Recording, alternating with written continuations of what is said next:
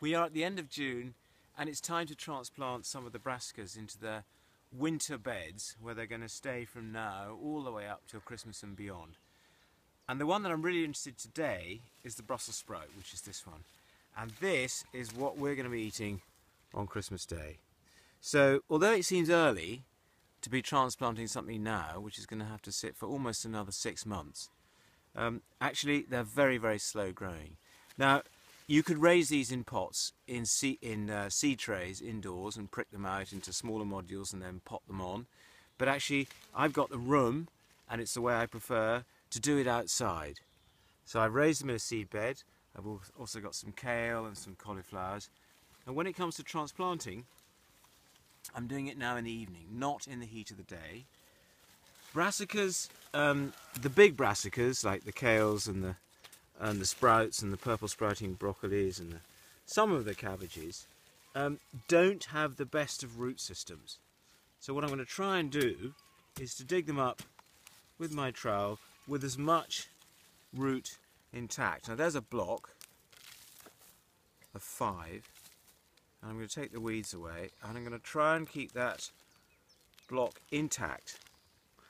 And the way they work is that they produce one long taproot and lots of feeder roots off the side. So inevitably, when I come to transplant them in a moment, I'm going to have to break this clod up.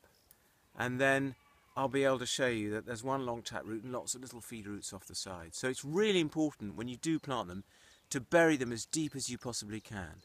And actually, although it'll look odd when I show you how to do it, if you bury them almost up to the central growing tip there, it won't matter.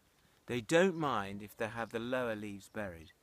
This will stop them losing a lot of moisture. It'll mean, and we've got a very hot spell of weather coming up, it'll mean that they'll be able to grow properly without losing too much moisture, transpiring too much moisture, because in the heat of the day they'll flop over, but as long as I water them every day for the next 4 or 5 days, they'll be fine.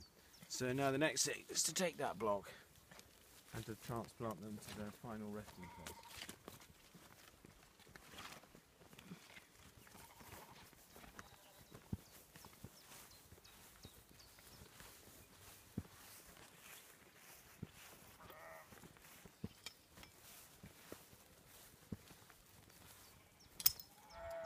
Now the bed I'm using has had my autumn sown broad bean crop in it.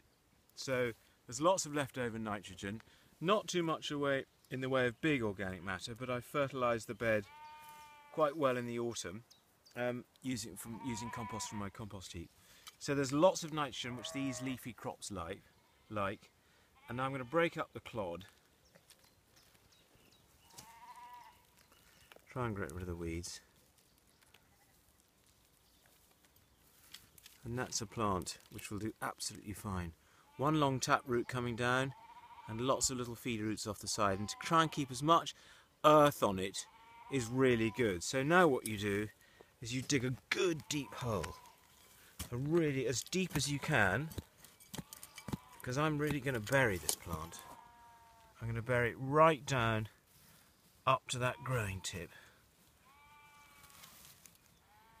And that'll allow its roots to grow out and keep the plant firm, because as we know with Brussels sprouts, they have a lot of top, a great big top, lots of big side shoots, lots of side leaves rather, and then all those sprouts as well. So it's a heavy plant, and they can often lean over and bend in the autumn and winter winds and gales. Now my spacings are going to be 18 inches, 1.5 feet, 45 centimetres. My hand span is 9 inches. I'm going to do 2 of those and dig my next hole.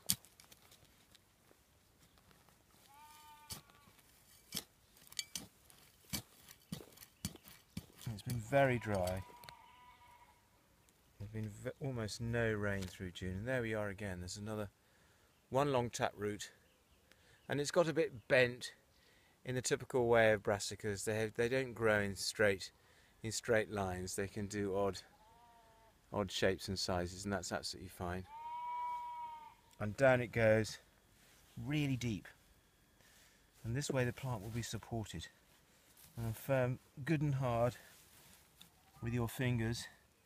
And then what you absolutely must do is water. And water tonight and water tomorrow, at least once a day, so that they have constant moisture around their roots for the next 2 or 3 days, especially in mind of this hot spell that's coming up. Now, I have done patches for cabbage root fly early in the season, but it's my belief that the threat from cabbage root fly is over now, so there won't be a problem in that department. I'm bound to get interest from pigeons, so I will net them. Rather than using nets, I'm going to use twigs and make little sort of twiggy tents over the plants to stop the pigeons landing, make it difficult for them.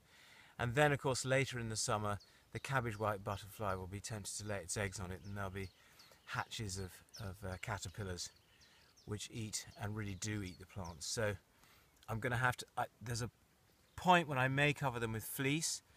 Otherwise, every day I have to come out and I'll have to look right in the hearts of the plants for the eggs and the caterpillars, and I'll just rub them off, because this is an organic garden and I don't want to use any, I'm not allowed to use any chemicals because it's certified organic. So now the next thing is to water and cover against the pigeons in the next day or two. The birds won't find them for a day or two. And then by the time mid-November comes, I'll be starting to eat sprouts, and with the bulk of the crop for Christmas, which is what I want most of all.